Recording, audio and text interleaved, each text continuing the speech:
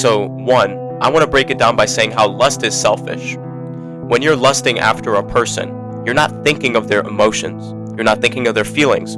You're not thinking of their circumstances or what they've been through in life. You're not even thinking about how they're created in God's image according to his likeness, just like we are. But instead, rather, you're thinking about how you can think or fantasize about them or even use the person for your self-gratification in the moment of your lust. So one, you're demeaning the person to a tool. They're created in God's image. You don't see them like that anymore. Now you see them as a tool for your object of pleasure and desire. So you're twisting what God intended for good. Now you're using that for evil. So one, lust is selfish. Two, it's also, when you're in lust, it causes you to break a lot of God's commandments. God says, love your neighbor as yourself. That's what Jesus says. And then you go to Leviticus 19, we see love your neighbor as yourself. We see that principle. And guess what?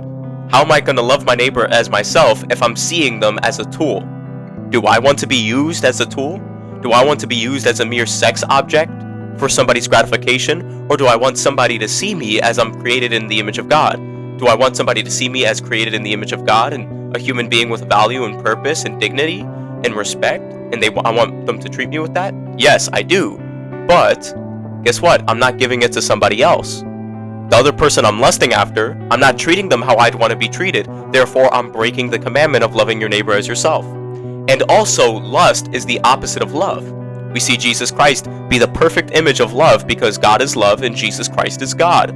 So what do we see? Jesus saying, John 15:13, there is no greater love than this, for a man to give up his life for his friends. Right? No greater love does a man have than for a man to lay down his life for his friends. So one, we see the principle of sacrificial love. We see that throughout the biblical text. What else do we see? In 1 Corinthians, the love book, the book that contains the love passage, we see love is patient, love is kind, love endures all things, love does not envy, love does not boast, love does not strife, but love is the greatest of all. So we see the fruits that come from the fruit of love, right?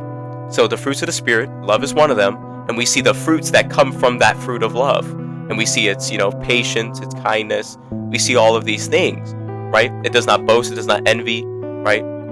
Love isn't selfish. So lust is selfish. Love is unselfish, putting others before you, but lust has you putting yourself before others, despite their feelings.